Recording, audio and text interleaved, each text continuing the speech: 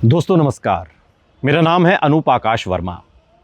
चंद्रशेखर आज़ाद समाज पार्टी के मुखिया यूजीसी को लेकर जब देश की राजधानी दिल्ली और संसद से कुछ कदमों की दूरी पर यूजीसी के समर्थन में उद्घोष किया तो ये बात दूर तलक गई और आईने की तरह तस्वीर साफ कर दी कि इसका विरोध क्यों हो रहा है और इसका समर्थन क्यों किया जाना चाहिए। रोहित वेमुला से पहले और रोहित वेमुला के बाद जाति के आधार पर कॉलेजेस और यूनिवर्सिटी में शोषण की घटनाएं कम नहीं हुई हैं। यह मैं कोई अपने आप से गुणगान नहीं गा रहा हूं इस बात का, यह डेटा है और यह डेटा सरकार का है। सरकार बता रही है कि साल दर साल कॉलेजेस में यूनिवर्सिटीज में पढ़ने वाले पिछड़े अनुसूचित जाति जनजाति के छात्रों के साथ छात्राओं के साथ दुर्व्यवहार जाति के नाम पर हुआ। खुदकुशी तक की ये लोगों ने। इसी को लेकर जब सुप्रीम कोर्ट ने संज्ञान लिया, सरकार ने संज्ञान लिया, सब लोग जागे, चाबुक पड़ा सुप्रीम कोर्ट का कि ये घटनाएं क्यों हो रही हैं, इसको लेकर कोई कठोर कायदा नियम क्यों नहीं बनाया जाता। उसके बाद यूजीसी एक्ट में बदलाव किया गया। बदलाव क्या हुआ कि अनुसूचित जाति जनजाति के साथ पिछड़े वर्ग के छात्र छात्राओं को, विद्यार्थियों को उसमें शामिल किया गया कि यूनिवर्सिटीज में किसी भी तरीके का कोई जाति भेदभाव ना हो और अगर ये हो तो उस पर तुरंत से एक्शन भी लिया जाए, उचित कार्रवाई उस बाबत की जाए और अगर उचित कार्रवाई नहीं होती है तो फिर यूजीसी उस पर यूनिवर्सिटी के खिलाफ एक्शन लेगा। ये इसका सरल भाषा में इसको अगर आप समझे यूजीसी के इंप्लीमेंट को। सड़क पर कौन उतरा इसको लेकर? अपर क्लास जो है, अपर जातियां जो हैं, अपर कास्ट, वो लोग इस पर सड़क पर उतरे। सारा सवर्ण समाज सड़क पर आ गया कि ये हमारे साथ अत्याचार है, अत्याचार है, अत्याचार है।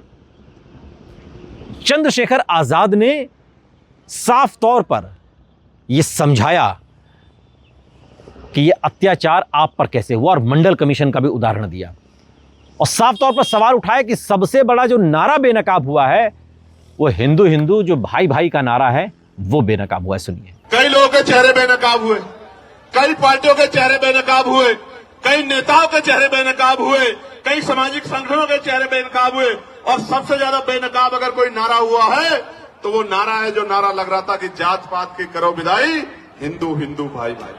वो नारा भी बेनकाब हो गया, वो नारा झूठा था। अगर वो नारा सच्चा होता तो मैं पूछना चाहता हूं कि जब मंडल कमीशन की बात आती है, जब SC/ST आयोग की बात आती है, SC/ST एक्ट की बात आती है, जब यूजीसी की नई गाइडलाइन की बात आती है, तो आप आंदोलन क्यों करते हो हमारे खिलाफ? क्यों हमारे खिलाफ आंदोलन करते हो? क्यों आप हमारे खिलाफ आंदोलन करके सड़कें जाम करने का काम करते हो? क्यों आप आंदोलन करके जो कहते थे कि प्रधानमंत्री हिंदू हृदय सम्राट है, उन्हीं प्रधानमंत्री को बताओ कहा गया, नहीं कहा गया, कैसे कैसे शब्दों से नवाजा गया। तो जिस प्रधानमंत्री के राज में आपको EWS मिला, उन्हीं प्रधानमंत्री को जब एक आपको काल्पनिक ऐसा लगा कि भाई हमारे बच्चों के ऊपर जो है जांच बैठ सकती है, उनपे जो है उनपे मुकदमा दर्ज हो सकता है, सिर्फ काल्पनिक, कोई मामला सामने नहीं आया।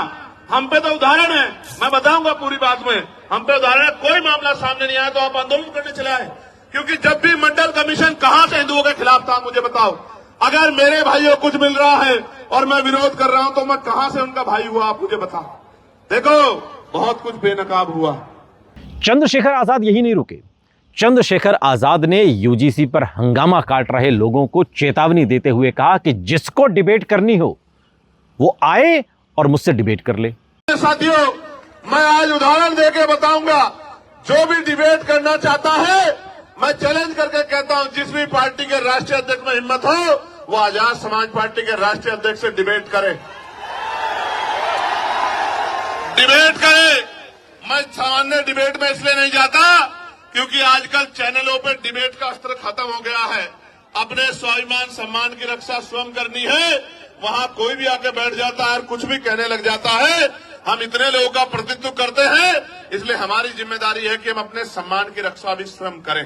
इसलिए मैं चैलेंज करता हूं कि जिनका भी प्रतिनिधित्व लोकसभा में है, उस पार्टी का कोई भी राष्ट्रीय अध्यक्ष यूजीसी के विषय पे हमसे डिबेट करे और जो कमजोर वर्गों के विषय उन पर डिबेट करे, मुसलमानों के विषय पे डिबेट करे, ईसाइयों के विषय पे डिबेट करे, सिखों के विषय पे डिबेट करे, बौद्धिस्टों के विषय पे डिबेट करे, कर्मचारियों के विषय पे डिबेट करे, किसानों के विषय पे डिबेट करे, दलितों पिछड़ों के हक अधिकारों के विषय पे डिबेट करे, तो हम उनको जवाब देके बताएंगे कि हम जमीन से आए हैं, किसी नेता के पोते, बेटे, पोती, बेटी नहीं है। हमें जमीन का पता है कि आज हालात क्या हैं और लंबे समय से हालात क्या थे।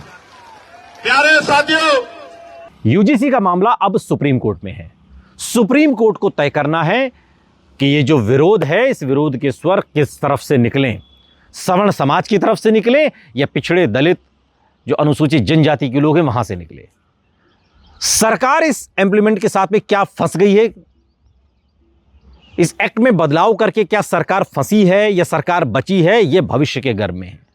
सरकार को इसमें जवाब दाखिल करना है, सरकार को बताना है कि उसका स्टैंड क्या है, सरकार को बताना है कि वो क्या करने वाली है। क्योंकि अगर ये पीछे हटते हैं यूजीसी से तो फिर पिछड़े दलित समाज का जो विरोध है वो सरकार को, बीजेपी को झेलना पड़ेगा, और अगर इसके साथ जाते हैं तो उन्हें सवर्ण समाज का विरोध झेलना पड़ेगा। यानी कि बीजेपी के लिए आगे कुआं और पीछे खाई और गले की फांस बन गया यूजीसी का ये एक अच्छा कदम, जिसको तमाम जो बहुजन समाज की पार्टियां हैं वो इसे अच्छा कदम बता रही हैं। और चंद्रशेखर आज़ाद ने तो डंके की चोट पर कहा कि अगर यूजीसी एक्ट में किए गए बदलाव से सरकार पीछे हटती है तो फिर हम सड़क पर उतरेंगे, जिसका एक छोटा सा नमूना देश की राजधानी दिल्ली के जंतर मंतर पर दिखाई दिया है।